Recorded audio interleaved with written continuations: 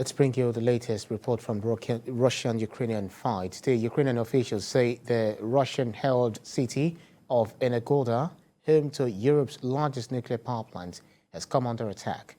Russian forces allegedly besieged the city early this morning, just as IAEA atomic inspectors were heading to the city of Zaporizhzhia to inspect the nuclear power plants there. There is more in this report. Amid reports of shellings, the International Atomic Energy Agency set off this morning from Zaporizhzhia towards Ukraine's nuclear power plant. IAEA Director General Rafael Mariano Grossi briefed journalists in Zaporizhzhia before their departure. We have a very important mission to accomplish. As you know, we are going to start immediately an assessment of the security and the safety situation at the plant as it is right now. We are going to be liaising and consulting with the staff at the facility, and I am going to consider the possibility of establishing a continued presence of the IAEA at the plant, which we believe it's indispensable to stabilize the situation and to get regular, reliable, impartial, neutral updates of what the situation is there. The Russian-held city of Energodar, home to Europe's largest nuclear power plant, has came under intense attack early this morning. That's according to Ukrainian officials.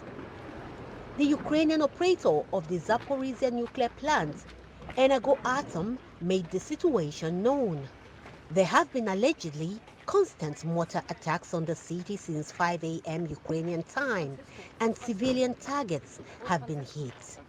In Prague, European Union foreign ministers have been discussing two main topics: the Russian aggression against Ukraine and its implications for the security of EU member states.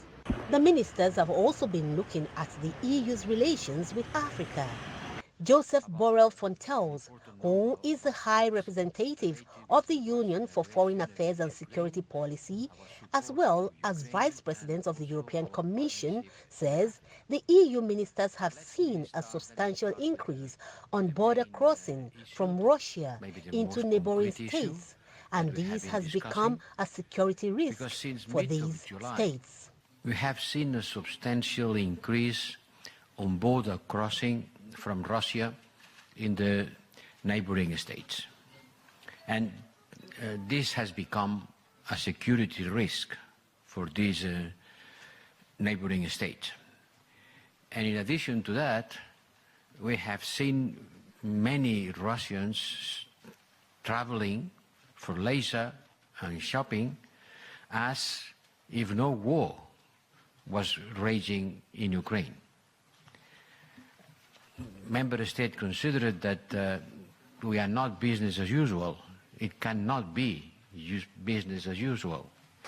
The international community's call for an end to Russian aggression against Ukraine still seems to be falling on deaf ears, despite a barrage of sanctions imposed against the nation. Joining me from the United States, the state of Minneapolis precisely, is a global affairs analyst, Kunle Falowo. Thank you so much for joining us on World Now. A team of the UN nuclear watchdog arrives at a Russian-held nuclear power plant in southern Ukraine, hoping to assess the state of the plant and talk to Ukrainian workers under Russian control. In an ideal world, what will the UN team hope to achieve there? That's a great question. So basically, they're over there for a basic inspection. Don't forget that that particular nuclear plant is the biggest and the largest in the entire of Europe, meaning that there's so much that is at stake in that place, in that particular facility that has housed thousands and very potent potent nuclear materials, it has to be checked to make sure that there wouldn't be a spill. And if there happens to be a spill, not only will Ukraine be affected and the land and the people, in that country, also the entire of Europe will be affected. So there is actually every need for the inspectors to go in there and ascertain and verify the level of damage has been caused by shellings from the Ukrainians and the Russians, and also see how it can be mitigated in the near future. There has been shelling around the facility in recent weeks, with both Russia and Ukraine accusing each other of carrying out the attacks. So if this continues to be like this, with no one ready to take responsibility, talk to us about the potential disaster at the plant. It's just a quick reminder about what had happened in Hiroshima, somewhere in I believe it's Japan. Hiroshima and Nagasaki. We had yes, when we had the U.S. drop a nuclear bomb in that area, and that's just a slight of what potentially could happen if this continues to go on and we continue to see and visualize shellings in that facility. So it needs to be curtailed, and that's why the Russians and the Ukrainians, amongst other things, are deciding to agree to have the inspectors go in there and again look at the level of damage that's been happening over there in that facility, because like I said, if there seems to be a continued escalation of especially dropping shellings and bombs and whatnot, particularly in that region, the entire Europe will be wouldn't have a safe haven anymore. Nuclear powers and nuclear materials are very potent weapons and ingredient that could cause unimaginable damage to the land and to the air and to almost everything, to the waters.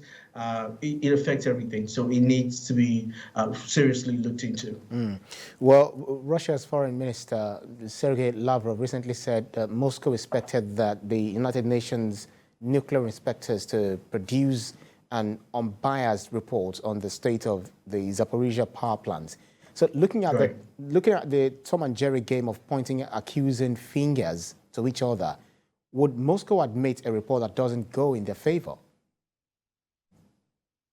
Well, definitely, we know the Russians operate. They'll never admit to a wrongdoing, regardless of the situation, regardless of the findings and the fact that's been presented to them. They'll never accept it. But the bottom line is, it's obvious for every stakeholder to see, and also because part of the reason is because since the simple fact that Ukraine is very close to Russia, and a damage or a harm or whatever happens in that facility will definitely affect them. So also they're trying to look out for their own country by allowing the inspectors and those people to come in. So it benefits them.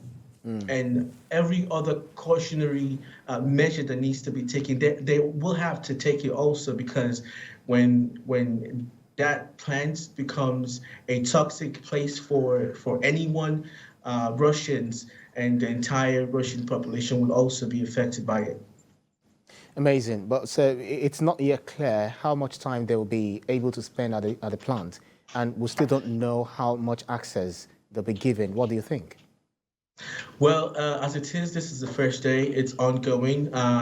There's so many steps and processes that needs to be taken before we have a final unbiased result. So we're looking out for it, and we will continue to monitor it and see how it goes. But I would say that it's a step in the right direction, just for the fact that both sides have agreed to have the inspectors go in and again inspect and check what's going on in there.